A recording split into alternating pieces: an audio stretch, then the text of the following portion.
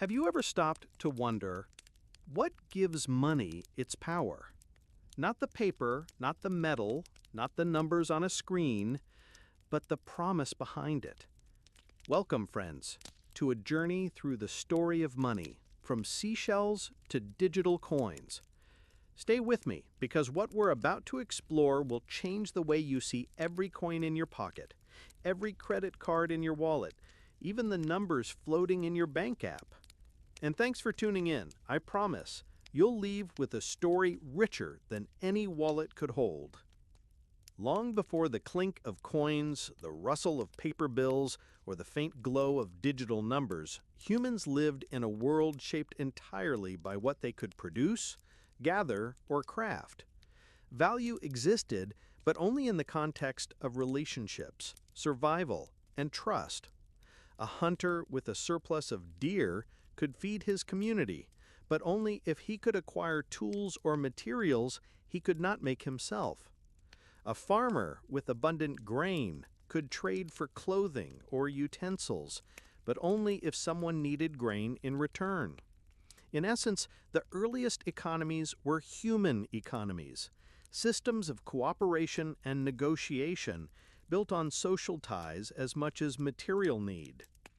From the first settlements along the fertile banks of rivers like the Tigris, Euphrates, and Nile to the earliest villages in the Indus Valley and beyond, trade was a fundamental part of life. Goods and services moved not because of currency, but because humans recognized mutual benefit. Exchange was a form of communication, a way to say, "I value your labor and your goods, and I trust you to honor this trade." This simple premise laid the foundation for everything that would follow in the history of money. Yet this system had limits. Direct exchange, barter, required a rare alignment of wants. If one person's needs did not match another's, the transaction could not occur.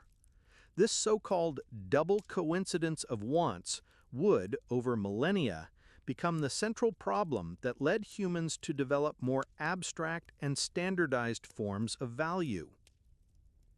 Barter was straightforward in principle, but often complex in practice.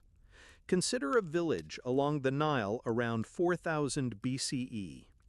A potter produces clay vessels, a farmer grows wheat, a herder tends goats, and a weaver creates garments. To acquire what they needed, they engaged in bilateral trades, grain for pottery, wool for clothing, or meat for tools. Simple exchanges like these worked well on a small scale, but as populations grew and settlements became more interconnected, the inefficiencies of barter became apparent. Imagine the scenario. A fisherman seeks a new spear from the blacksmith. The blacksmith wants only fresh vegetables. The fisherman's catch has no appeal to the blacksmith. Unless a third party steps in, someone who wants fish and has vegetables, no trade occurs. In a community of hundreds or thousands, finding these perfect matches for every transaction became increasingly difficult. Trade networks required creativity, negotiation, and often multi-step exchanges. Anthropologists describe these as primitive market chains, in which goods might pass through several hands before reaching the intended recipient. To manage these exchanges, early societies relied on social norms, reputation, and trust. Individuals known for honesty could facilitate trade more easily, while those with a reputation for deceit risked social exclusion. Barter, therefore, was not just an economic activity. It was deeply embedded in the social fabric. The system worked because human relationships provided enforcement mechanisms. Agreements were honored because communities were interdependent, and cheating threatened one's survival and social standing. Barter systems were widespread across early civilizations. In Mesopotamia, some of the earliest settlements show evidence of trade in grains, livestock, and tools. Archaeologists have uncovered clay tokens, small shaped objects used to represent quantities of goods. These tokens, dating back as early as 8000 BCE, functioned as accounting tools to facilitate barter. Over time, they evolved into clay tablets inscribed with detailed records of transactions, essentially acting as the first rudimentary receipts. In ancient Egypt, grain served not only as food, but also as a medium of exchange. Surplus grain could be stored in granaries and traded for goods like linen, beer, or tools. Egyptian workers building monumental structures such as the pyramids were often compensated with grain, which they could use directly or barter for other necessities. The granaries themselves acted as early forms of banking, safeguarding wealth and providing a standardized measure for trade. The Indus Valley Civilization, particularly in cities like Harappa and Mohenjo-Daro, developed complex trading systems using standardized weights and measures. Beads, cotton, ceramics, and other goods moved along trade networks, sometimes spanning hundreds of kilometers. These standardized units allowed traders to bypass some limitations of barter, establishing fairness and predictability in exchanges. In ancient China, barter coexisted with early proto-currencies such as cowrie shells. Silk, grain, and bronze tools were common trade items, and cowries were valued for their portability and rarity.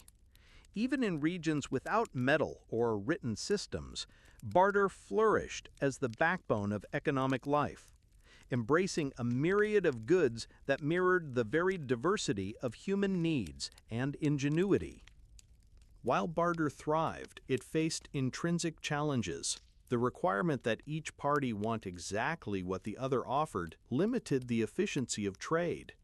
Early communities developed ingenious solutions. Some employed intermediaries, individuals who specialized in moving goods from one market to another. Others relied on general-purpose commodities, items widely recognized as valuable across communities. Imagine a trader in Mesopotamia who has surplus grain but needs pottery from another village. Rather than waiting for a potter who directly desires grain, the trader might exchange grain for copper with a third village and then trade the copper for pottery. These multi-step trades were cumbersome but effective, illustrating early principles of market intermediation. Anthropologists also note the use of standardized barter tokens or commodity equivalents to overcome mismatches.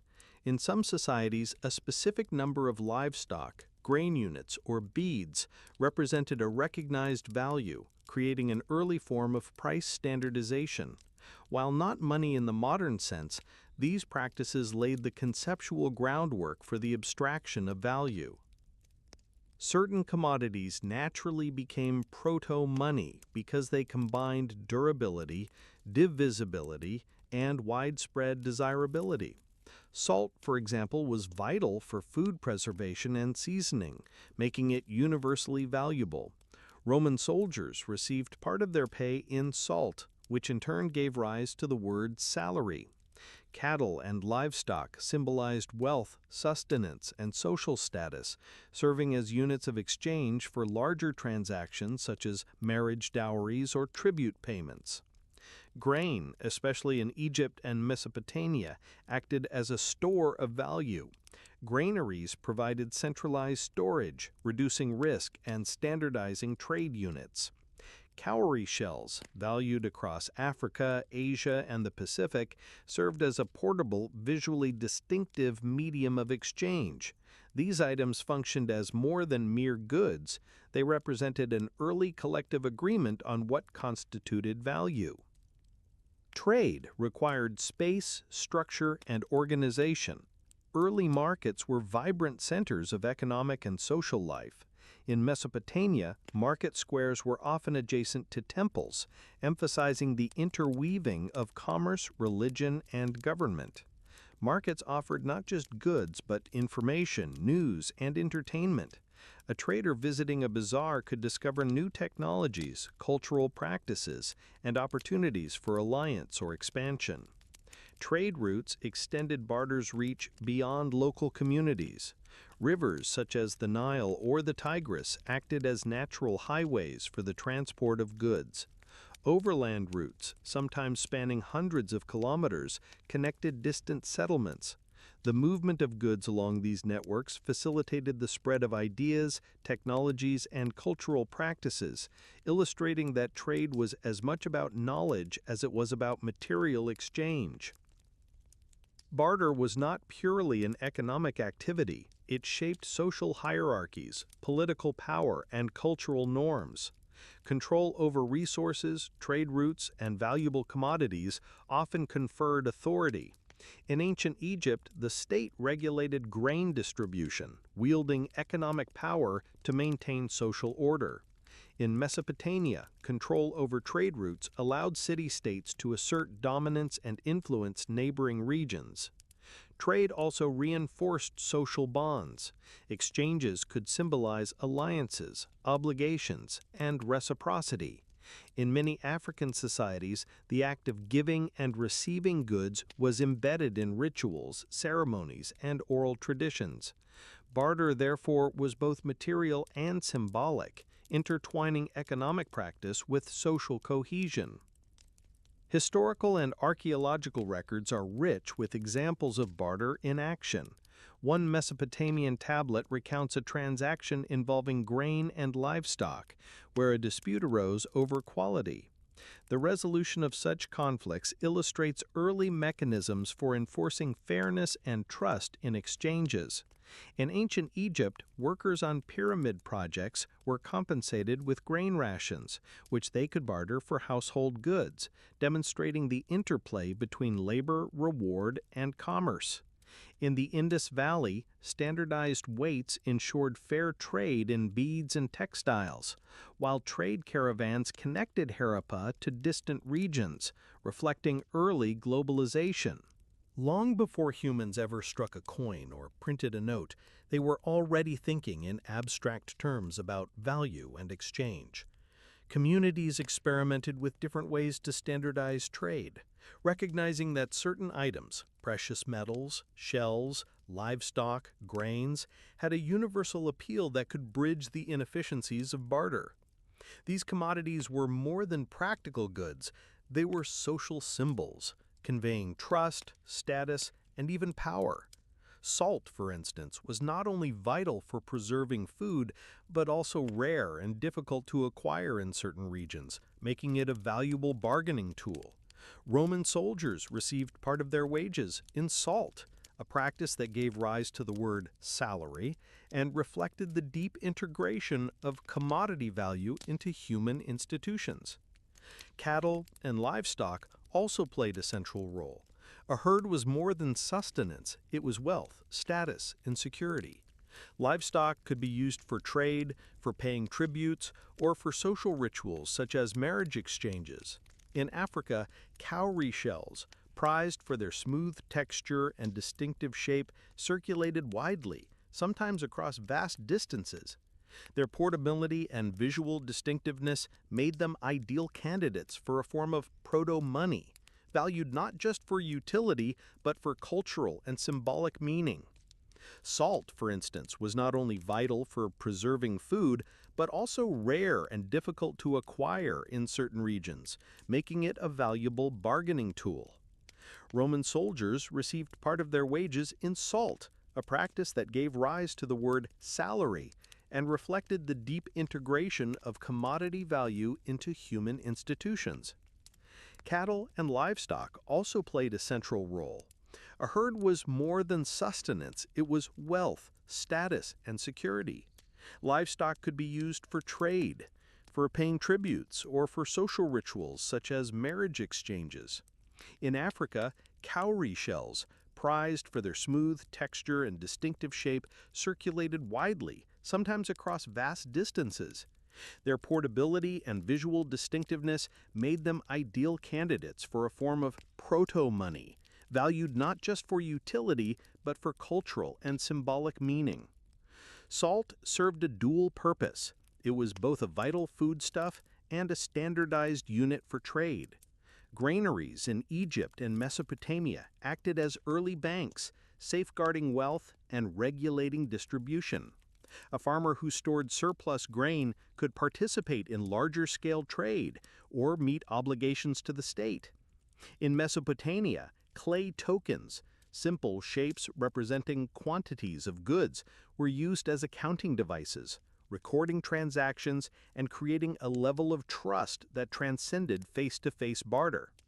These tokens, which later evolved into inscribed clay tablets, marked the beginning of formal record-keeping, introducing the critical concept of trust in absentia, where trade did not require immediate physical exchange. Trade networks became increasingly complex as communities grew larger and more interconnected. The earliest merchants were often itinerant traders, traveling between villages and cities, sometimes over hundreds of kilometers, to facilitate multi-step exchanges. One can imagine a trader leaving the fertile plains of Mesopotamia with a sack of barley, arriving at a distant city to trade it for copper, and then using that copper to acquire pottery desired by his home community. This system required not only ingenuity, but also a sophisticated understanding of value across regions. Merchants needed to track supply, demand, and perceived worth, effectively functioning as the first human economists. The social fabric of these societies was tightly woven into the mechanics of trade. Exchanges were built on trust, reinforced by reputation and social obligations. In many early communities, cheating or failing to honor an agreement could result in ostracism, economic penalties, or even violent reprisal. Anthropologists studying hunter-gatherer societies note that social enforcement mechanisms were crucial. Trade only flourished because participants were embedded within networks of mutual dependency. Economic transactions were rarely isolated events, they were social acts that cemented relationships, created alliances, and reinforced hierarchies. Markets themselves were physical manifestations of this interconnectedness. In Mesopotamia, market squares were often adjacent to temples, blending the economic with the sacred. Vendors displayed their goods, grain, pottery, livestock, textiles, while buyers assessed quality and negotiated prices. These marketplaces were buzzing centers of activity, where information flowed as freely as goods. Traders exchanged news from distant regions, discovered new techniques, and formed partnerships that might span generations. Across Africa, Asia, and the Indus Valley, marketplaces functioned similarly, acting as nodes that connected far-flung communities and facilitated the diffusion of ideas and innovations alongside material goods. Long-distance trade introduced further complications and innovations. Rivers, such as the Nile, Tigris, and Euphrates, acted as natural highways, allowing goods to travel faster and in larger quantities than overland routes alone. Caravans carried precious commodities, salt, gold, spices, textiles, across deserts and mountains, creating early proto-global networks. The Silk Road, while later in history, had its antecedents in these early trade routes, demonstrating how trade not only transported goods, but also facilitated cultural and technological exchange. In these networks, value was increasingly abstracted. A cowrie shell in one region could represent a certain weight of grain or a particular quantity of pottery in another, illustrating an evolving understanding of equivalence and standardized worth. The conceptual leap from barter to a universally recognized medium of exchange required not just practicality, but imagination. Communities began experimenting with items that could act as standardized measures of value. Metals, in particular, began to play a pivotal role. Copper, bronze, and eventually gold and silver were durable, divisible, and widely desirable. Unlike perishable goods, metals could be stored indefinitely, making them ideal candidates for accumulation and trade. Early societies recognized that certain metals could serve as proxies for value, setting the stage for the development of coins, though that innovation lay several centuries in the future. The use of metals did not immediately result in minted currency. Instead, these metals circulated in unstandardized forms, ingots, rings, or raw nuggets traded according to weight and purity. This system required scales, standardized measures, and a shared understanding of quality, further entrenching the importance of trust. A trader had to believe that the metal offered by a counterpart was genuine and of agreed-upon quality, a belief sometimes enforced through social, religious, or political authority. In Lydia, around the 7th century BCE, the first stamped coins would emerge, formalizing this trust. But the centuries leading up to that point were a crucible of experimentation and gradual abstraction. Cultural and religious practices also shaped how value was perceived and exchanged. In many early African and Asian societies, gifts and exchanges were intertwined with ritual and spiritual meaning. A trade could not be purely transactional. It often carried symbolic weight, reinforcing alliances, honoring ancestors, or maintaining social cohesion. The act of giving itself was considered valuable, and failure to reciprocate could threaten communal stability. In Egypt, offerings to temples could function as both religious devotion and economic exchange, demonstrating the inseparability of the sacred and the material in early trade. The influence of political structures cannot be overstated. As city-states and kingdoms emerged, rulers often exerted control over trade and commodities, both to generate revenue and to consolidate power. In Mesopotamia, the control of grain storage and distribution enabled city leaders to regulate prices and maintain social order. In Egypt, the pharaoh's oversight of grain granaries allowed for strategic allocation to laborers, traders, and military personnel. Control over trade routes, whether riverine or overland, became a source of political leverage, allowing states to project power and negotiate alliances. Stories of individual traders illuminate the practical and human aspects of these systems. One can imagine a Mesopotamian merchant carefully weighing copper ingots to trade for a shipment of grain, negotiating with distant farmers and shepherds while navigating the shifting values of commodities in different towns. In Egypt, a granary overseer might calculate rations for workers building monumental temples, simultaneously serving as accountant, logistician, and mediator. In the Indus Valley, bead traders measured and packaged goods to exacting standards, creating reliable exchanges that crossed hundreds of kilometers. These narratives highlight that trade was as much about skill, perception, and negotiation as it was about material goods. Even in these early systems, economies were dynamic. Seasonal cycles, weather events, wars, and migrations could drastically alter supply and demand. A drought might increase the value of grain. A flood could make livestock scarce. Traders needed to anticipate these shifts, creating early forms of market speculation. Communities learned to hedge against risk, storing surplus grain, preserving livestock, or diversifying traded goods. These practices illustrate the ingenuity and adaptability of early human economies.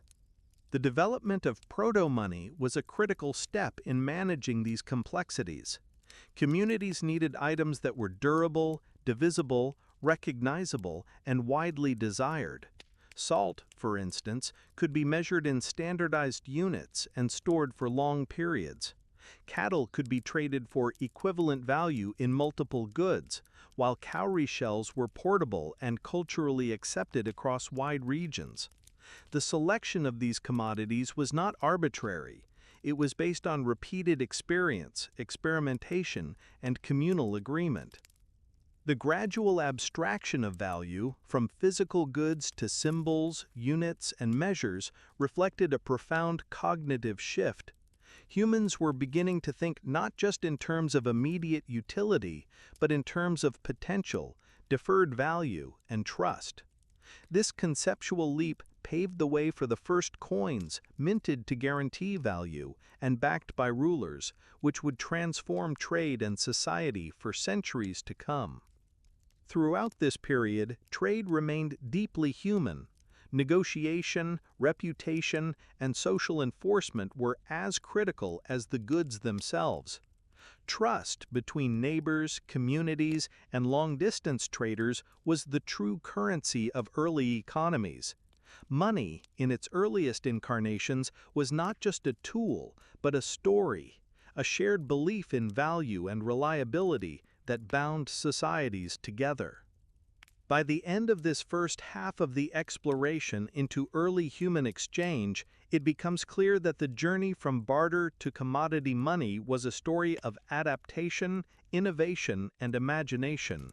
Communities wrestled with practical challenges, developed social and political mechanisms to enforce fairness, and experimented with items that could act as universally recognized stores of value. These centuries of incremental change set the stage for the dramatic innovations of coinage, paper money, and later banking systems. The evolution was not inevitable. It was a human story, shaped by necessity, creativity, and the enduring need for trust. Even as we move toward the era of minted coins, the lessons of barter and commodity money remain vital. Value is ultimately a social construct. Trust is the glue that binds exchange, and human ingenuity is the force that transforms necessity into innovation. The stage is now set for the next phase of monetary history, where metals, standardized coins, and eventually paper notes will redefine the very meaning of wealth and exchange, opening the door to the complex economies that would shape civilizations for millennia. Long before the paper bills and digital currencies of today, the concept of money began to crystallize in the form of coins and other standardized units of exchange.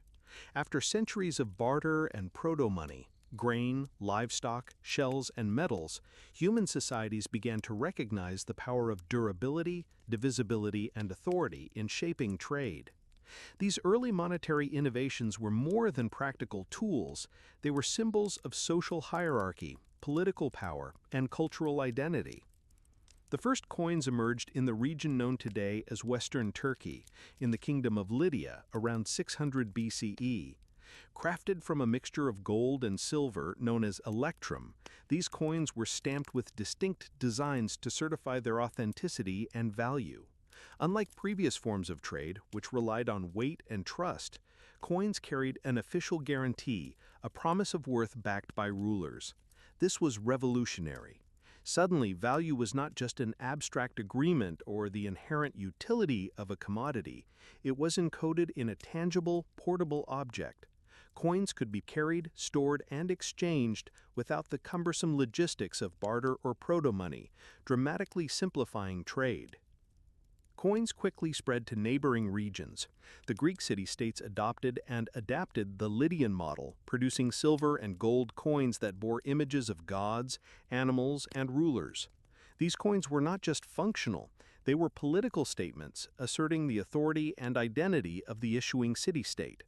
In Athens, the owl became the symbol of the city, stamped on silver coins that circulated widely across the Mediterranean. The imagery reinforced civic pride, cultural heritage, and the legitimacy of trade. Beyond functionality, coins also transformed the way people conceptualized wealth and economic relationships. Previously, wealth was measured in tangible goods, herds of cattle, bags of grain, or piles of salt. With coins, wealth became more abstract, easily quantifiable, and divisible. One could accumulate coins without immediately using them for goods, store them for future trade, or transfer them across regions with relative ease. This abstraction was a critical step toward more complex economic systems, including lending, taxation, and investment. Parallel developments occurred in China. Long before coinage appeared in the West, Chinese societies experimented with forms of standardized exchange. Cowrie shells, metal spades, and knife-shaped currency items served as early money, combining portability with recognized value. These forms of money reflected both practical needs and social norms. They were easy to carry, visually distinct, and culturally accepted across regions, facilitating trade among distant communities.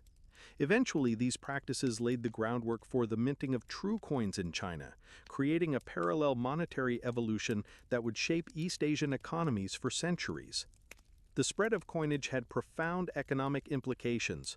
Standardized money allowed for more complex trade networks, including long-distance commerce and market specialization. Merchants could now engage in transactions without negotiating the value of each item in terms of others. A Lydian gold coin, for instance, could be traded for silver in a Greek city-state or exchanged for textiles in a distant Egyptian port. This universality reduced the inefficiencies of barter and proto-money, enabling economic growth, urbanization, and the rise of powerful trading centers. Coins were not the only innovation in this period. As trade expanded and societies grew more sophisticated, the limitations of even metallic currency became apparent. Carrying large quantities of metal for substantial transactions was cumbersome and risky. This need gave rise to early forms of credit and promissory instruments. In China, during the Tang Dynasty, 7th to 10th century CE, merchants developed notes representing deposited metal or grain, effectively creating the first paper money. These notes allowed traders to conduct large transactions without the physical movement of heavy commodities, relying instead on trust in the issuing authority. The transition to paper money was gradual. Initially, notes were issued by merchants as receipts for deposited goods. Over time, governments recognized their potential and began to formalize issuance, creating state-backed currencies. This shift required a remarkable level of trust in institutional authority. Where previously the value of a coin might be guaranteed by its metal content, now it depended on faith in the issuing entity. People accepted paper notes because they trusted the state to honor its promise of value, a conceptual leap that resonates in modern economies to this day. Europe, somewhat later, began adopting paper money as trade networks expanded. Italian city-states such as Florence and Venice, with their sophisticated banking systems, experimented with promissory notes and bills of exchange. These instruments allowed merchants to settle debts over long distances, facilitating international trade without transporting physical coins. In many ways, these notes functioned as early digital money, representing value in an abstract form rather than through tangible commodities. The rise of coins and paper money also reshaped social hierarchies and political structures. Those who controlled the minting of coins or the issuance of notes wielded considerable power. Kings, emperors, and city councils could influence economies, assert authority, and finance wars or public works. Coins often bore the image of the ruler or city emblem, serving as both economic instruments and propaganda tools. Paper money, backed by government decree, extended this authority further, creating trust networks that spanned entire regions. Economic theory began to take shape alongside these innovations. Traders, bankers, and rulers observed patterns of supply, demand, and exchange. They recognized that money could facilitate specialization, enabling individuals to focus on particular crafts or trades while relying on standardized currency to acquire what they could not produce themselves. This conceptual understanding laid the groundwork for more advanced financial practices, including lending, interest, and banking, which would dominate the next chapters of monetary history. Stories of individual traders illustrate the human dimension of these changes. A Greek merchant carrying silver drachmas could travel from Athens to a distant port, negotiating deals for wine, olive oil, or pottery with unprecedented efficiency. In Tang Dynasty China, a silk trader could leave a city with a paper note representing hundreds of pounds of silver, confident that it would be honored hundreds of miles away. These innovations reduced risk, simplified logistics, and allowed commerce to flourish across vast geographic areas. Coins also facilitated taxation and state administration. Governments could levy taxes in standardized currency, reducing reliance on in-kind payments and streamlining the collection of resources. In Mesopotamia, temple authorities often acted as de facto banks, storing surplus commodities and distributing them as needed. In later periods, city-states minted coins to standardize payment for soldiers, laborers, and artisans. This centralization of monetary control reinforced state authority and enabled more ambitious public works, from roads and aqueducts to temples and fortifications. The cultural significance of money cannot be overlooked. Coins often conveyed messages of identity, ideology, and legitimacy. In Athens, the owl on silver tetradrachmas symbolized wisdom and the city's patron goddess, Athena. In Lydia and later Rome, emperors' faces on coins asserted political dominance and legitimacy. Beyond the practical utility of trade, money became a medium for storytelling, reflecting the values, aspirations, and power structures of society. Paper money introduced new challenges and opportunities. Governments and merchants had to maintain credibility, prevent counterfeiting, and manage inflation. Tang Dynasty China implemented measures such as government seals and strict regulations to protect the integrity of notes. Similarly, Italian city-states established oversight mechanisms for bills of exchange, creating early forms of regulatory systems that would influence global financial practices for centuries. These developments highlighted the interplay between economic innovation, social trust, and institutional authority. The evolution of standardized currency also affected everyday life. Common people could now engage in trade with more confidence, using coins or notes to purchase goods and services.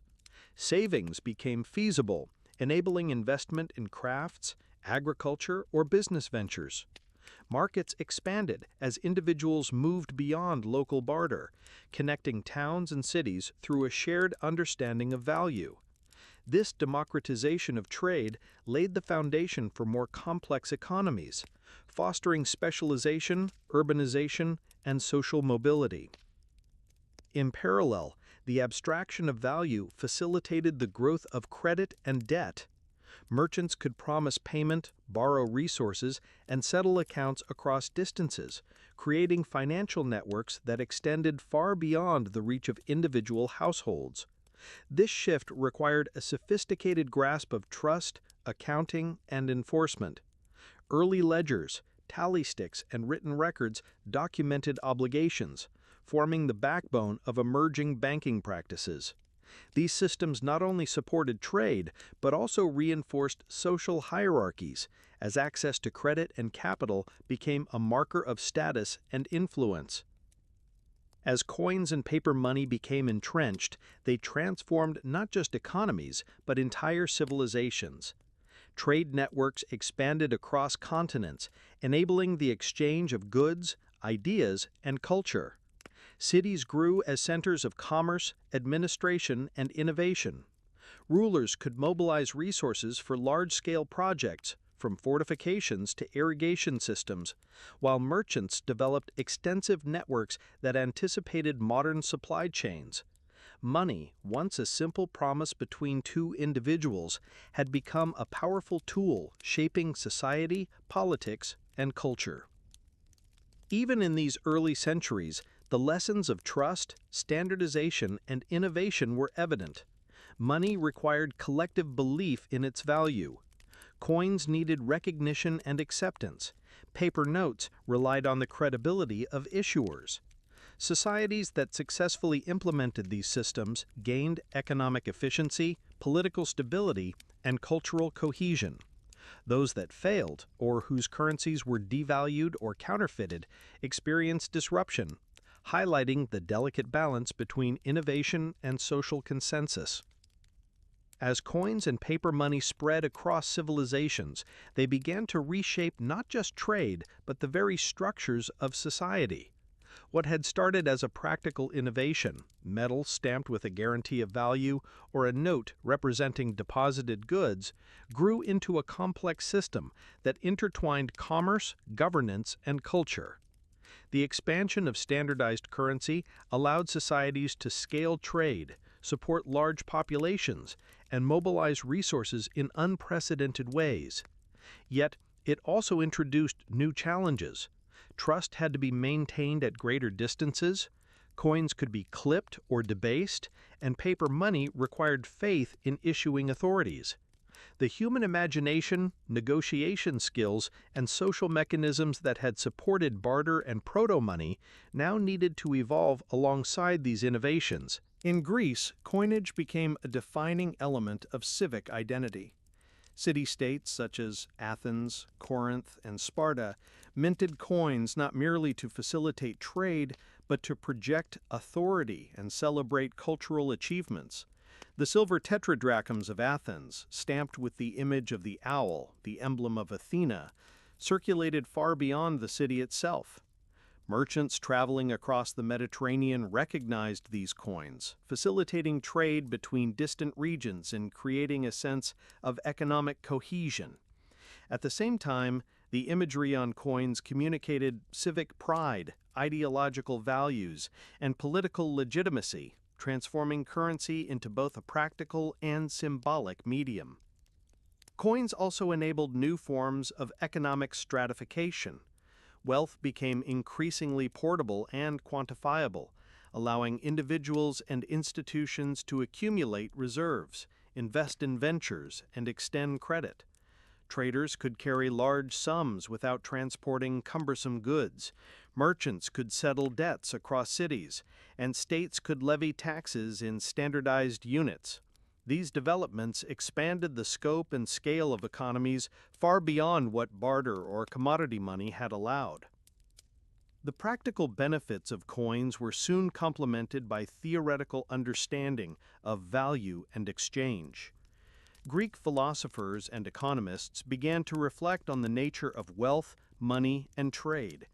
While not formalized in the way modern economic theory would be, these early observations recognized patterns in supply, demand, and the social function of currency.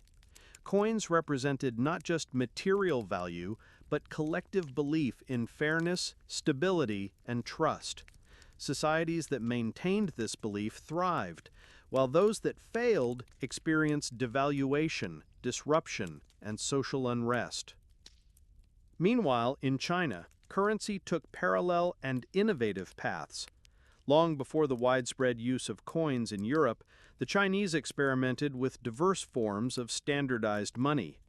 Cowrie shells, knife money, and spade-shaped coins circulated alongside barterable goods, creating a system that blended practicality, symbolism, and portability. These early coins, often cast in bronze, enabled trade across vast distances, linking rural communities with urban centers. By the Tang Dynasty, 7th to 10th century CE, the Chinese had begun issuing paper money, initially as merchant-issued notes representing deposits of coin or grain. This innovation allowed trade to occur over long distances without the risks and inefficiencies associated with transporting heavy metals. Paper money, however, demanded a remarkable degree of social trust. A note held value only insofar as people believed the issuer would honor it. Initially, these notes circulated locally, backed by merchants who had established reputations within their communities. Over time, governments recognized the potential to extend these systems, issuing state-backed currency to unify regional economies and simplify taxation. Tang and Song dynasty authorities implemented official seals, standardized formats, and regulatory oversight to prevent forgery, demonstrating early understanding of the need for governance and enforcement in monetary systems. In Europe, the spread of coinage was accompanied by the gradual emergence of early banking and credit mechanisms. Italian city-states such as Florence, Venice, and Genoa became hubs of commerce, experimentation, and financial innovation. Merchants developed bills of exchange, promissory notes, and other instruments that allowed value to be represented abstractly, reducing the need to transport coins over long distances. These innovations were crucial for supporting international trade, particularly between Mediterranean ports and markets across Northern Europe and the Middle East. Florentine bankers such as the Medici family pioneered systems of bookkeeping and credit management that were highly sophisticated for their time. Ledgers meticulously recorded deposits, loans, and transactions, creating an infrastructure that underpinned economic growth. The ability to lend, borrow, and transfer money across cities enabled merchants to expand their operations, invest in new ventures, and manage risk. These practices represented an evolution from coins as tangible tools of trade to money as an instrument of finance, enabling increasingly complex economic activity. The cultural impact of coins and notes cannot be overstated. Currency became a medium for conveying messages, asserting authority, and shaping identity. In addition to images of rulers and deities, coins often carried inscriptions or symbols celebrating civic achievements, military victories, or religious observances. Paper money, while less visually iconic, carried official seals and standardized formats that communicated legitimacy, trust, and state oversight. These practices reinforced the notion that money was not merely a medium of exchange, but a representation of social order and institutional authority. The proliferation of coins and notes also created opportunities and challenges for ordinary people. Standardized currency allowed individuals to save, invest, and participate in commerce on a scale previously impossible. Farmers could sell surplus grain for coins. Artisans could purchase raw materials more efficiently, and laborers could receive wages in a universally accepted form. At the same time, the abstraction of value introduced new risks: debasement of coins, inflation, counterfeiting, and loss of faith in issuing authorities could undermine economic stability. Managing these risks required both governance and social cohesion, highlighting the interdependence of economic innovation and institutional trust. Stories from historical records illuminate the human experience of this monetary evolution. In medieval Florence, a merchant might travel to a distant city carrying a bill of exchange worth hundreds of florins, relying on networks of trust and reputation to ensure payment. In Tang Dynasty China, a silk trader might deposit silver in one city and receive a paper note that could be redeemed hundreds of miles away. These narratives reveal that money was more than a tool. It was a social technology, facilitating cooperation, risk management, and opportunity across space and time. Coins and paper money also enabled the expansion of state power. Governments could standardize tax collection, pay armies, and finance infrastructure projects without relying solely on in-kind contributions. Centralized issuance of currency allowed rulers to project authority, stabilize economies, and regulate trade. The issuance of coinage often required careful calibration of weight, purity, and quantity, reflecting both technical skill and political strategy.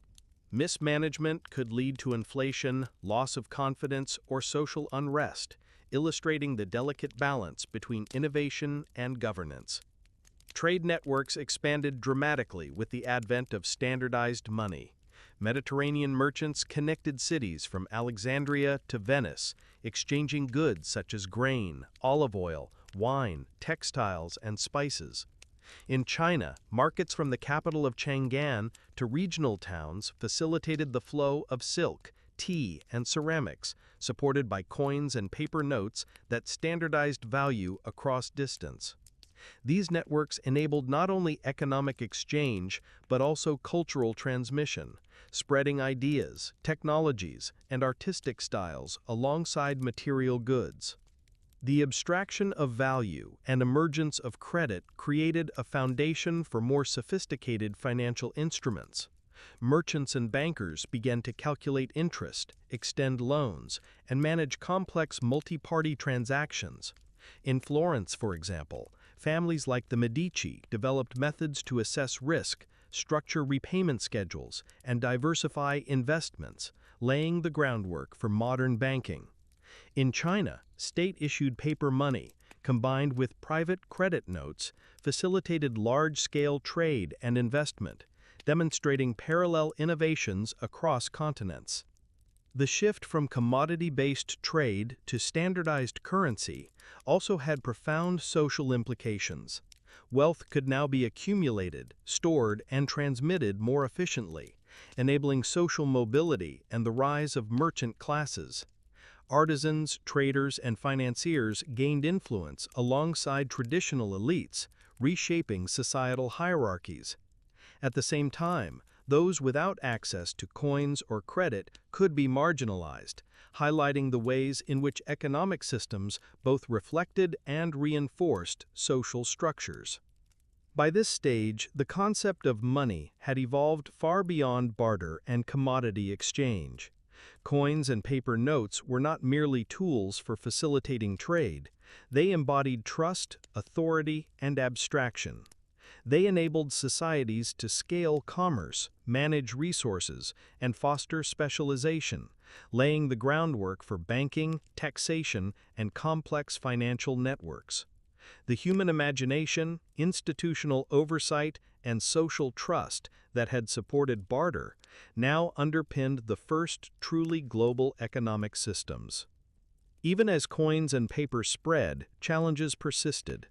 Counterfeiting, clipping, and debasement threatened confidence. Governments experimented with regulation, standardization, and oversight to maintain stability. Social norms and reputation remained crucial, as money relied not only on authority but also on collective belief. Individuals learned to navigate these systems, balancing risk and opportunity, trust and skepticism. The story of coins and paper money is also one of adaptation and ingenuity. Societies had to reconcile the practical need for a standardized medium with the social, political, and cultural dimensions of value. Coins could symbolize authority and civic pride while enabling everyday commerce. Paper notes could represent wealth at a distance, but only if credibility and governance were maintained. Across continents, humans developed parallel solutions to similar challenges, demonstrating that the evolution of money was both a universal necessity and a profoundly human invention. By the late medieval period, money had already transformed the foundations of trade, creating an infrastructure of coins, notes, and credit that spanned cities and regions. Yet with the growth of commerce came a new set of challenges. As economies expanded beyond the local level, the mechanisms that had served small communities, trust, reputation, and social enforcement, needed to evolve. This evolution gave rise to banks, nation-states, and the modern conception of money as both an instrument of exchange and a tool of governance. In Italy, city-states such as Florence, Venice, and Genoa became hubs of innovation, not only in commerce, but in the institutionalization of financial practices. The Medici family of Florence, one of the most influential dynasties of the period, transformed banking from a simple repository of coins into a sophisticated system of credit, investment, and accounting. Ledgers meticulously recorded deposits, loans, and repayments, creating transparency and reliability in an age when written records were a mark of trust and authority. Merchants and rulers alike relied on these banking systems to facilitate trade, finance wars, and fund public projects. Banking institutions developed new tools to manage risk and facilitate long-distance trade. Bills of exchange, promissory notes, and letters of credit allowed merchants to transfer wealth across regions without physically transporting large quantities of coin. This innovation mitigated the dangers of theft and loss, while enabling commerce to flourish across the Mediterranean and beyond. The financial acumen of families like the Medicis illustrates how centralized record-keeping and trust networks were essential to scaling economies that spanned continents. Central to this evolution was the concept of trust as currency. Coins and notes had value because people believed in their legitimacy, but banking systems expanded that trust into credit networks. A merchant could rely on a bank's promise to honor a deposit or loan in a distant city, allowing commerce to proceed efficiently across time and space. Trust became a social technology, codified in contracts, enforced through legal systems, and reinforced by social and religious norms. The spread of banking practices was mirrored in Northern Europe, particularly in regions such as the Low Countries and England. Merchants and bankers in Bruges, Antwerp, and London developed similar systems, extending credit, managing risk, and facilitating international trade. The growth of urban centers created demand for standardized practices, secure storage of wealth, and mechanisms for transferring value. Guilds, municipal authorities, and financial institutions collaborated to regulate commerce, set standards, and prevent fraud, highlighting the increasing complexity of economic life. Meanwhile, in China, the foundations of a national banking system were also taking shape. During the Song Dynasty, 10th to 13th centuries CE, government oversight of currency and trade intensified. Paper money had already begun to circulate widely, enabling large-scale transactions without the burdens of physical coinage. State-issued notes and regulated private banking institutions coexisted, forming a hybrid system that supported internal trade, urban growth, and military logistics. Chinese authorities understood that the stability of currency was intimately linked to social order. Inflation or counterfeiting could destabilize markets, disrupt taxation, and undermine governance. This period also witnessed the emergence of early financial instruments that anticipated modern banking. Interest rates, loans, deposits, and currency exchange became formalized, creating tools for investment and economic expansion. Merchants could leverage credit to finance long-distance trade, invest in new technologies, or manage seasonal fluctuations in supply and demand. Governments, too, began to borrow funds from wealthy families and banking houses, laying the groundwork for sovereign debt and national finance. In addition to facilitating commerce, banks became instruments of political power. Control over credit allowed rulers to fund armies, infrastructure projects, and public works, while simultaneously creating dependencies on financial institutions. The interplay between wealth, trust, and authority reinforced hierarchies, shaping both domestic policy and international relations. States that effectively managed their financial systems could mobilize resources rapidly, maintain political stability, and project influence across regions. The evolution of ledgers and bookkeeping was critical in this era. Accurate record-keeping transformed abstract trust into tangible evidence, enabling complex networks of obligation, repayment, and accountability. Florence, Venice, and other financial centers developed meticulous systems that allowed multiple parties to engage in long-term contracts and investments. These practices were not merely technical, they reflected broader social norms around honesty, transparency, and accountability. They also demonstrated an early understanding of risk management, as banks and merchants learned to diversify investments, track debts, and calculate interest to mitigate potential losses. As banking systems matured, centralized control over money became increasingly important.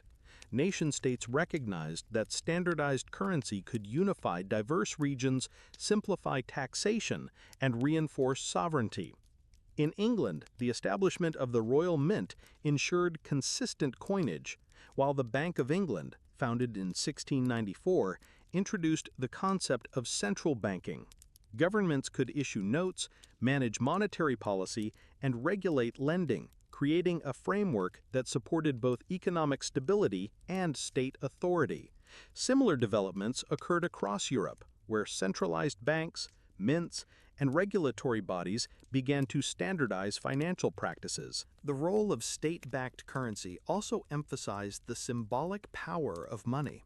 Coins bore the faces of monarchs, emblems of the state, or religious symbols, communicating authority and legitimacy. Paper money carried seals and inscriptions that assured the holder of its value. Beyond utility, currency became a tool of communication, projecting power, culture, and ideology.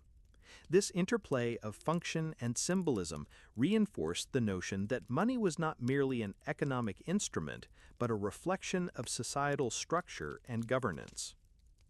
Long-distance trade, increasingly facilitated by coins, paper notes, and banking networks, reshaped the global economy.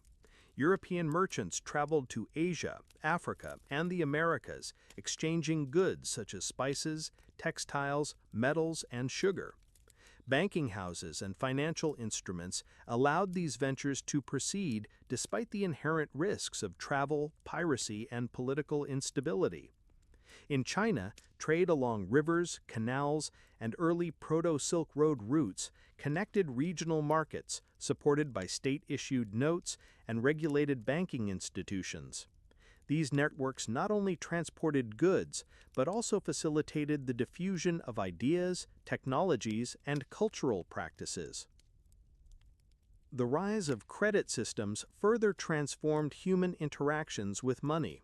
Loans, promissory notes, and bills of exchange enabled merchants and states to defer payment, invest in ventures, and smooth seasonal fluctuations.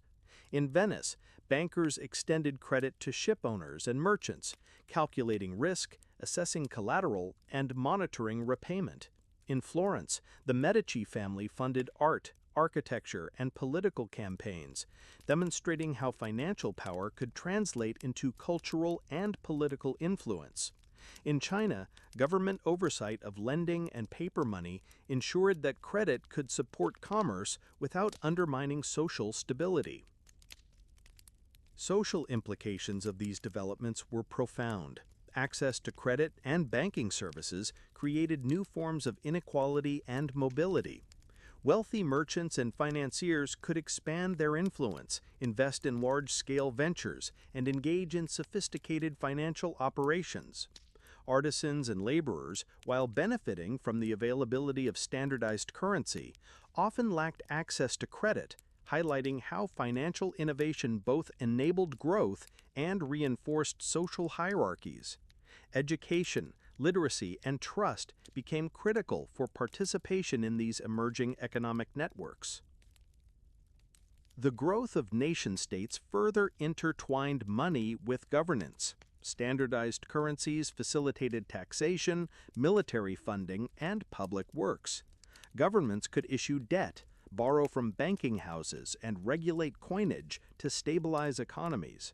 State oversight ensured that monetary systems could scale with population growth, urbanization, and international trade. The combination of banking, centralized currency, and regulatory authority created the foundation for modern fiscal policy and economic management. During the early modern period, the abstraction of money reached new heights. Coins and notes, once tangible representations of commodity value, became instruments of deferred payment, credit, and investment. Individuals, merchants, and governments learned to navigate the complexities of interest, inflation, and exchange rates. Financial literacy, legal enforcement, and institutional trust became essential for economic success. Human ingenuity, social norms, and governance structures converged to support the increasingly abstract and interdependent nature of money. Stories of merchants navigating this evolving financial landscape highlight both opportunity and risk. A Venetian trader in the 15th century might extend a bill of exchange to finance a shipment of spices from India, relying on a network of bankers and correspondents across Europe and Asia. In Florence, the Medici might lend to a monarch funding a military campaign, balancing profit, risk, and political influence. In China, a merchant could deposit silver in a city's banking institution, confident that a paper note would be honored hundreds of miles away. These narratives revealed the human dimension of money: negotiation, trust, risk, and ingenuity, intertwined with broader social, political, and economic forces. As the early modern period unfolded, the mechanisms of banking, credit, and standardized currency began to coalesce into what we would recognize as modern monetary systems. The growth of trade, the rise of nation-states, and the accumulation of wealth required a level of coordination and institutional oversight far beyond what medieval banking had provided. Central banks emerged as pivotal institutions, tasked with maintaining stability, issuing currency, and regulating credit. These banks were not merely financial entities, they became instruments of national power, guardians of trust, and arbiters of economic policy. In England, the founding of the Bank of England in 1694 marked a watershed moment. Created to manage government debt and provide a reliable currency for trade, the bank introduced concepts that continue to shape modern economies. The issuance of banknotes backed by state promise, management of interest rates, and oversight of lending practices. The English government, by collaborating with banking institutions, could finance wars, fund infrastructure, and stabilize markets. The credibility of the bank rested on both institutional trust and legal authority. The confidence of merchants, investors, and the general public ensured that paper notes circulated as freely as coins. Other European nations followed similar paths. France, the Netherlands, and Sweden established central banking institutions, each tailored to local political and economic conditions. These banks facilitated domestic trade, standardized currency, and managed state finances. By the 18th century, the concept of a central bank had become integral to national governance. Governments recognized that control over currency and credit was not merely an economic matter, but a strategic tool to project power, influence markets, and maintain political stability. The emergence of central banks was intertwined with the gold standard, which sought to anchor the value of money to a tangible commodity. Nations agreed to fix the value of their currency to a specific quantity of gold, providing predictability and stability in international trade. Gold, long valued for its durability, divisibility, and intrinsic appeal, became the universal benchmark for trust. Merchants could exchange currency across borders with confidence, knowing that the paper or coin in their hands represented a defined quantity of gold. This system facilitated global commerce, investment, and economic integration. Yet reliance on gold also introduced vulnerabilities. Economic crises, wars, and speculative behavior could strain gold reserves, forcing governments to suspend convertibility or devalue currency. The inherent tension between stability and flexibility became a defining feature of monetary policy. Central banks had to balance the public's trust, the government's fiscal needs, and the dynamics of global trade, a delicate equilibrium that continues to challenge monetary authorities today.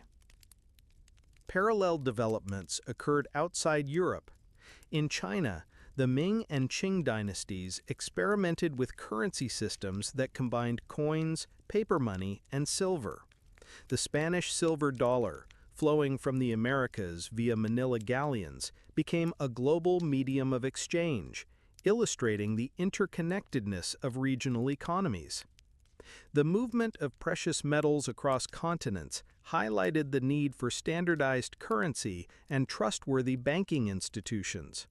Trade, credit, and monetary policy became increasingly global concerns, linking distant economies through the circulation of coins, paper notes, and bullion.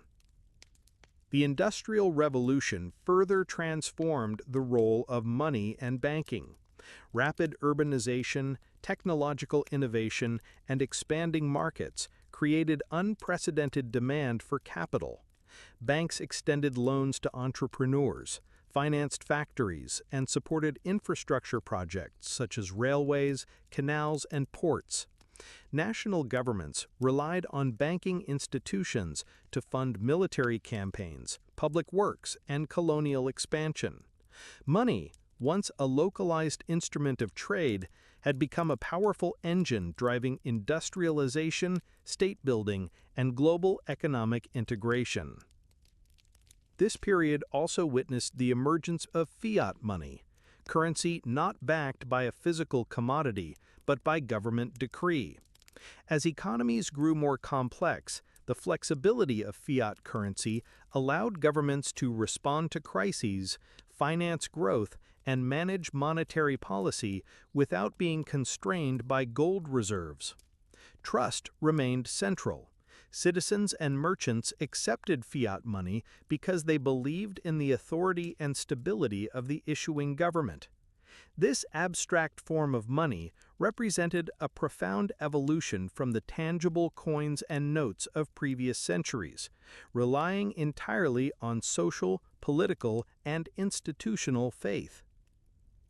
Economic crises during this era underscored both the power and fragility of modern money. Bank runs, speculative bubbles, and periods of inflation exposed vulnerabilities in financial systems. The South Sea Bubble in England, 1720, and the Mississippi Bubble in France, 1720, revealed how speculation, mismanagement, and public perception could destabilize entire economies. Governments and central banks learned that trust, regulation, and oversight were not optional but essential for maintaining the stability of money. These lessons influenced the development of modern financial institutions, risk management practices, and regulatory frameworks. International trade expanded dramatically during the 18th and 19th centuries, facilitated by standardized currency, banking networks, and centralized monetary systems. Merchants could finance voyages, settle transactions across continents, and manage risk with unprecedented efficiency. Commodities such as sugar, tea, cotton, and spices flowed along global networks, connecting Europe, the Americas, Asia, and Africa. Paper notes, gold-backed currencies, and bank-issued credit underpinned these exchanges, illustrating how monetary innovation was inseparable from the expansion of global commerce. The rise of national financial systems further consolidated state power. Governments regulated banking practices, standardized currency, and developed institutions to manage debt and credit. The ability to control money allowed states to finance wars, negotiate trade, and influence global markets. In Britain, the Bank of England managed debt accumulated during colonial expansion and military campaigns, demonstrating how central banking could support geopolitical objectives. Other European nations followed suit, creating centralized monetary frameworks that facilitated domestic stability and international competitiveness. Socially, the proliferation of standardized money, banking, and credit reshaped daily life. Ordinary citizens gained access to savings accounts, currency exchanges, and loans. Merchants could expand operations, invest in new ventures, and manage risk more effectively. Artisans and laborers could receive wages in reliable currency, rather than in-kind payments. Yet these innovations also introduced new forms of inequality. Access to banking, credit, and capital became markers of social and economic status. Education, literacy, and financial acumen determined who could participate fully in emerging economic networks.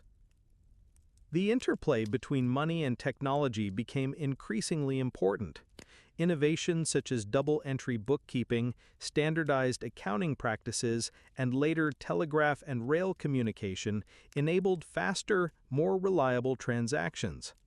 Financial instruments evolved to match the complexity of trade, investment, and state finance.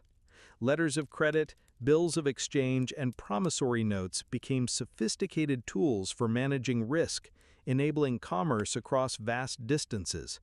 Technology and trust, working together, allowed economies to scale in ways unimaginable in the barter era. Stories of individual actors illuminate these transformations. A British merchant in the 19th century might finance a shipment of cotton from India using a combination of bank-issued notes, letters of credit, and insurance contracts, navigating currency conversions, fluctuating markets, and political risk. A Chinese trader in Canton could leverage state-issued paper money, silver bullion, and informal credit networks to engage in trade spanning Southeast Asia. These narratives reveal the human ingenuity, negotiation, and strategic thinking that underpinned the evolution of money into a flexible, abstract, and powerful tool. By the late 19th century, the foundation of modern monetary systems was largely in place. Central banks, standardized currency, gold-backed and fiat money, banking networks, and regulatory frameworks formed an interconnected infrastructure supporting domestic and international economies. Governments had the tools to regulate inflation, manage debt, and stabilize financial systems. Merchants and individuals could leverage credit, invest, and participate in increasingly complex economy networks. Trust, whether in institutions, governments, or currency itself, remained the linchpin of the system. The narrative of money had come full circle from the simple promises of barter societies to highly abstract systems of trust and regulation. Coins, paper notes, and credit instruments had evolved into mechanisms capable of supporting industrialization, global trade, and nation-building. Yet despite the sophistication of these systems, the core principle remained unchanged. Money derives value not merely from the material it is made of, but from the shared belief in its legitimacy, backed by institutions, culture, and governance. Globalization of finance in the late 19th and early 20th centuries reinforced this principle. Gold standard currencies facilitated predictable exchange rates, enabling investment, trade, and capital flows across continents. Central banks coordinated to maintain stability, while nations leveraged monetary systems to achieve political and economic objectives. Industrialization, urbanization, and expanding markets further embedded money into every aspect of life, from household budgeting to international diplomacy. Even as the complexity of financial systems increased, the human element remained central. Trust, reputation, negotiation, and perception continued to shape outcomes. A single banking failure, a rumor of currency devaluation, or a political crisis could ripple across continents, demonstrating the persistent interplay between human behavior and abstract monetary systems. Money was no longer just a medium of exchange. It had become a reflection of human networks, governance structures, and collective belief. The dawn of the 20th century brought with it revolutions in industry, science, communication, and finance. Money, which had already shifted from metal to paper, from barter to banking, now entered a phase of radical dematerialization. The world was growing smaller through telegraphs, telephones, and later radio and television. Information could travel faster than ships or trains, and soon money would follow. The First World War revealed just how fragile and yet adaptable monetary systems could be. Nations abandoned the gold standard, printing paper currency in staggering quantities to fund military campaigns. In Germany, inflation spiraled so dramatically in the early 1920s that citizens carried wheelbarrows full of marks to buy bread. Stories circulated of children using stacks of nearly worthless banknotes as building blocks, or families wallpapering rooms with paper currency cheaper than decorative sheets. These scenes revealed the paradox of money's power. Its authority was immense, but it ultimately rested on confidence. Once faith collapsed, a paper note lost its meaning. The Great Depression of the 1930s deepened the conversation around money. Bank failures, deflation, and unemployment reminded the public that money was not just a technical instrument, but also a matter of psychology and governance. The United States saw bank runs where panicked crowds lined up outside institutions, desperate to withdraw their savings before the doors closed forever. Trust, once broken, was difficult to restore. Governments responded with reforms: the creation of deposit insurance, stricter regulation of financial institutions, and new roles for central banks in stabilizing the economy. By the mid-20th century, the Bretton Woods system was established in the aftermath of World War II. This global agreement created a framework in which the U.S. dollar, itself convertible to gold, became the backbone of international finance. Other currencies pegged themselves to the dollar, creating stability for trade and investment. Yet by the 1970s, mounting pressures forced the United States to abandon gold convertibility. Money was no longer tied to precious metals, but was sustained purely by the promise of governments and the consensus of markets. Fiat currency, once seen as radical, became the global norm. Amid these large-scale shifts, innovations at the individual and commercial level began to transform how ordinary people interacted with money. In 1950, the Diners Club card was introduced in New York City. It was little more than a cardboard card at first, but it represented a new idea. Instead of carrying cash, customers could present the card and the company would settle the bill, later collecting repayment from the cardholder.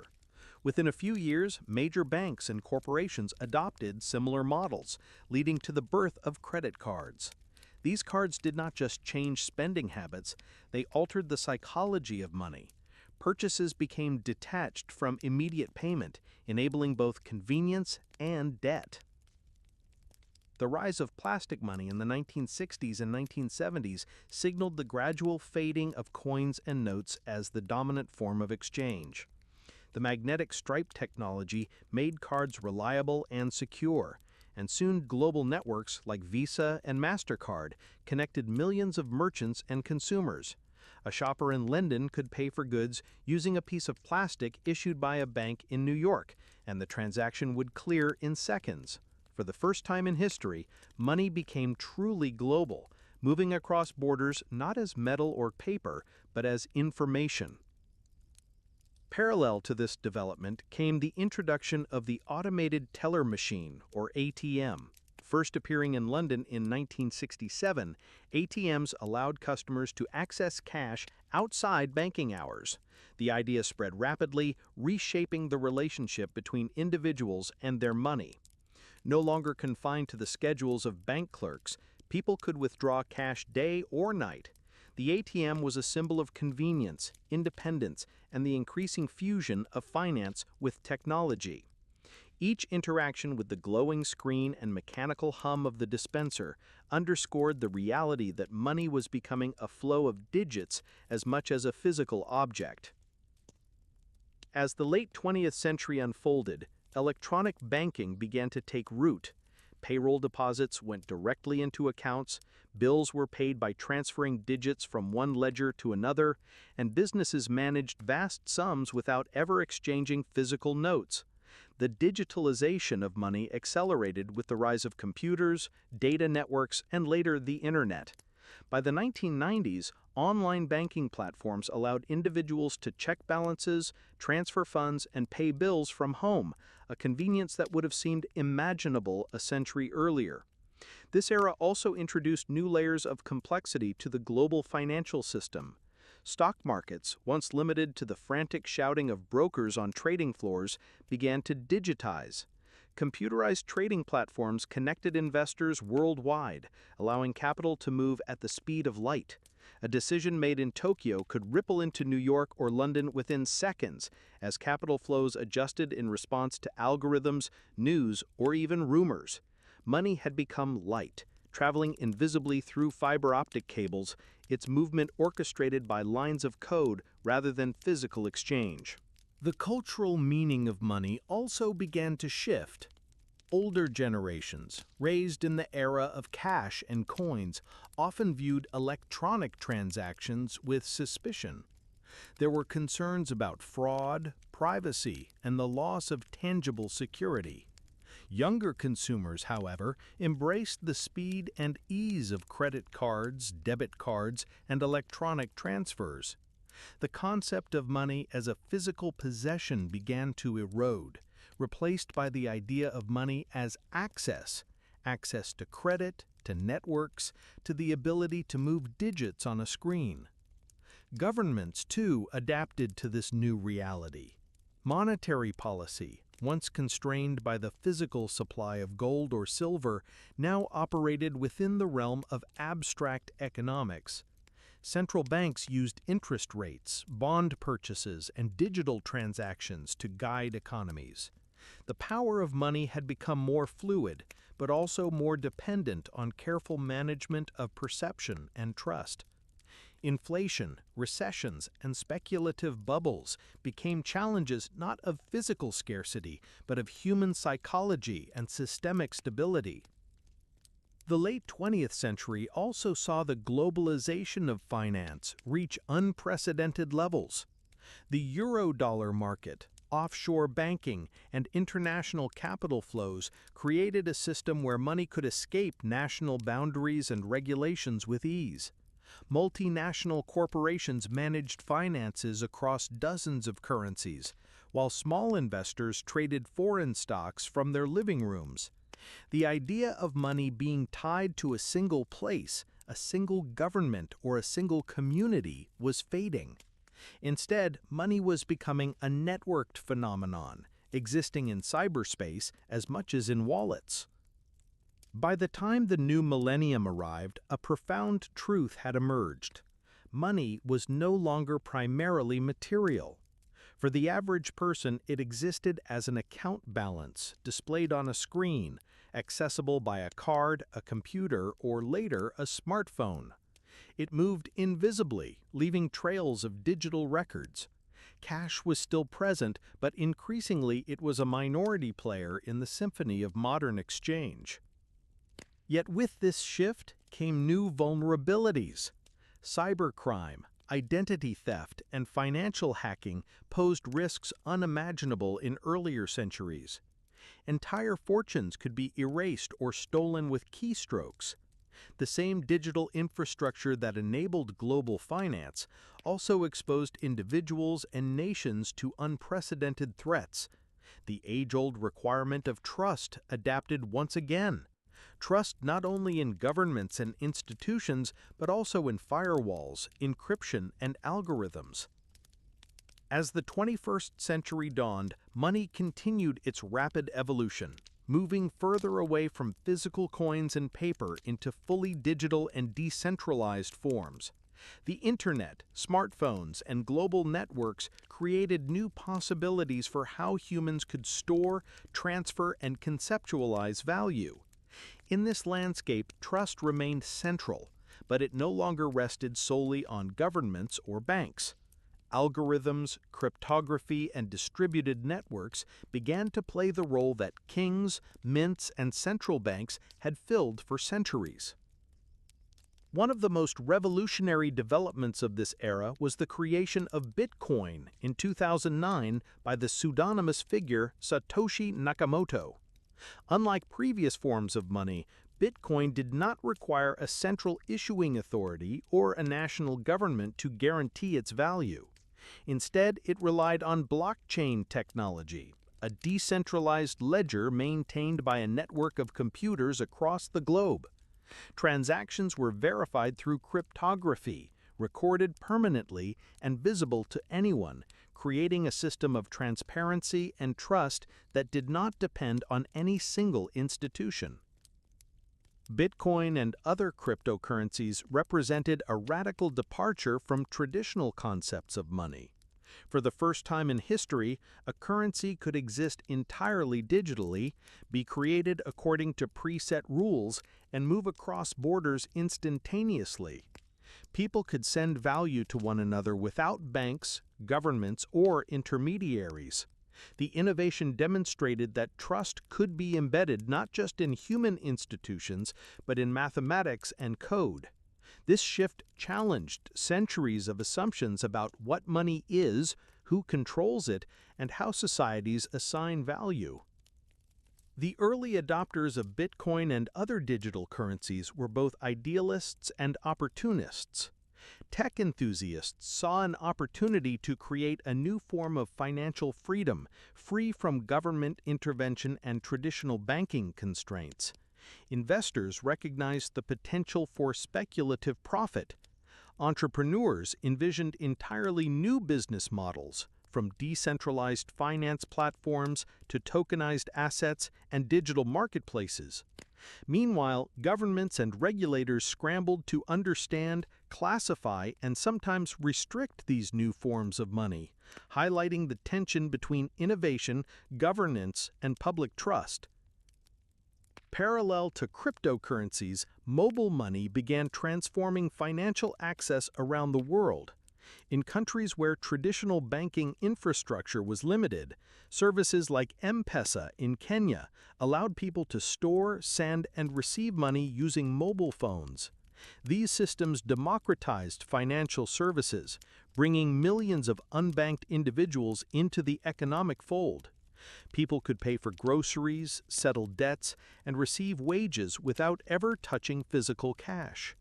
Mobile money demonstrated that convenience, accessibility, and digital trust could be as powerful as coins, paper, or centralized banking. Yet, despite all this abstraction, the human story remains central. Early adopters risked capital to participate in untested systems. Regulators struggled to understand the implications of decentralized networks. Investors balanced opportunity and uncertainty. Merchants and consumers adapted to new modes of payment, negotiation, and commerce. Throughout, trust, whether in code, institutions, or networks, remained the foundation on which modern monetary life rested. By the mid-2020s, the trajectory was clear. Money was no longer tethered to physical commodities, national borders, or human intermediaries. It existed as a digital flow, programmable, borderless, and increasingly autonomous. The evolution from shells, stones, and metal coins to paper notes, bank credit, and digital currency was complete. Yet the story continued, shaped by technology, culture, and human imagination. In this era, money has become more than wealth. It is a networked belief system. People exchange value not because of the material form of currency, but because of trust. Trust in governments, banks, algorithms, or communities. Each digital transaction, each blockchain record, each mobile payment is a modern echo of the earliest promises exchanged between neighbors, reflecting continuity across millennia. The digital revolution has also democratized financial participation in ways that were unimaginable even 50 years ago. Entrepreneurs in developing countries can raise capital online. Freelancers can receive payment globally, and individuals can access investment opportunities through smartphones. At the same time, inequalities persist, reminding us that access to technology, literacy, and secure infrastructure remains critical to fully participating in the digital economy. The second half of Part 4 thus demonstrates that the story of money is ongoing. Cryptocurrencies, mobile money, fintech, and digital banking represent the latest chapters in a saga that began with barter, shells, coins, and paper. Technology has magnified the speed, reach, and abstraction of money, but the fundamental principles remain. Trust, shared belief, and human ingenuity are at the core. The digital age does not erase the lessons of history. It transforms them for a new era, blending finance, technology, and society in ways both profound and unpredictable. As we reflect on this journey, from seashells to rhinestones, gold coins to paper notes, central banks to digital ledgers, we see a pattern emerge. Money is never just metal, paper, or code. It is a mirror of human society, a reflection of our trust, creativity, and imagination. It enables commerce, structures communities, and bridges distances, both physical and conceptual. In the digital age, money has become lighter, faster, and more abstract, but it continues to tell the story of humanity, trust, and the ever-evolving ways we assign value. From shells to stones, coins to paper, ledgers to digital tokens, money has always been more than wealth. It is a story of trust, imagination, and shared belief. So next time you pay with a coin, a note, or a tap of your phone, remember, you are participating in a story thousands of years in the making. If you enjoyed this journey through time and treasure, make sure to like this video, subscribe for more stories from history, and share your thoughts in the comments below. What do you think the next chapter of money will look like? Let's explore it together.